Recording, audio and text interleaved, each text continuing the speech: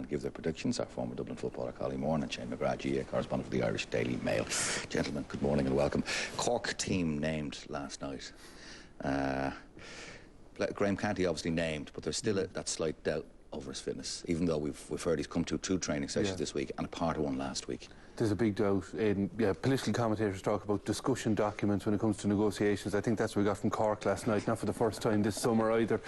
I don't think we can read a lot into it. Canty is obviously the highlight issue, and whether he will be at the head of the red line at 3 o'clock on Sunday when they come out. But I think just as significantly his own Cadogan in there, I think, you know, it's not a surprise if you look at the down attacking threats and what Cork are going to have to deal with. Cadogan is well suited to picking up somebody like Benny Coulter, freeing Michael Shields to follow. It must be hard when you're part of an all-star backline, though, to find you're on the bench for the All-Ireland final. It's tough. Is there a feeling, Collie, from looking at it, that, you know, he knows his best 15 players, but sometimes you wonder, does he know his best starting team? There's a lot of chopping and changing right across the season. There has been a lot of chopping and changing, but Cork probably have the strongest squad in the country at the moment, and the guys they have to bring in off the bench could play a big role in the outcome of this game on Sunday. Murphy at midfield, obviously Colm O'Neill, who did so well in the semi-final. So this impact substitute.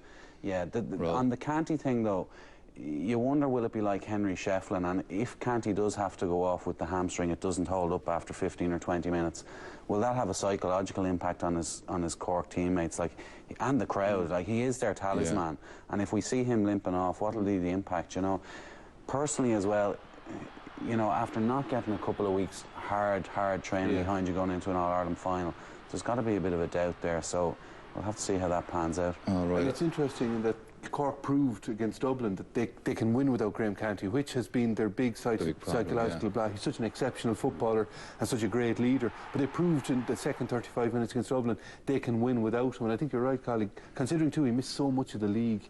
You just, you know, wonder how much will he feel the absence of 2 weeks hard training since the semi-final. You talk about the impact of maybe Nicholas Murphy. How unlucky will he be if Cork don't win on Sunday? I mean, that'll be 5 All-Ireland finals. We were discussing that earlier, and it's funny, a fully fit Nicholas Murphy would have had a big say, I think, on Cork summer, because he gives them something around the middle that they don't necessarily have, and that's a footballer. You know, somebody with the footballing skills. They have 2 good midfielders who can win possession, but in terms of using it, Nicholas is still the best of their midfield options when it comes to that. But talking to the Cork players about that, talking to Nicholas in particular about that, they're certainly putting on a good act when they say, look, this is another final, this is our chance, we'll forget about the previous 3 or 4 or whatever number it is if we win on Sunday. That's easier said than done. Of course, losing is a different matter.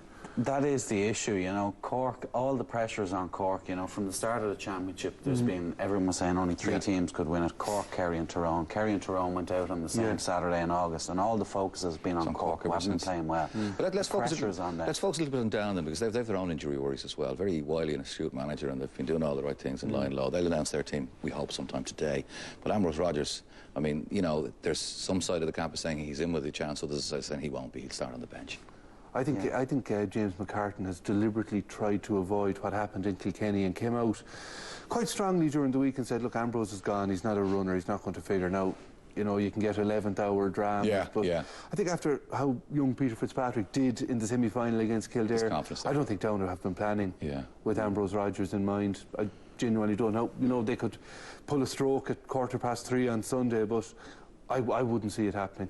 All right. Let's have a look then at how it's going to go on Sunday. Who do you think is going to win it? I'm going to stick with Cork. I think they'll finally end the long wait. I just think the bit of experience of being in the last few finals will stand to them, and even though they're not playing well, they've looked very solid, and I think they'll be able to grind out a result like they did against Dublin.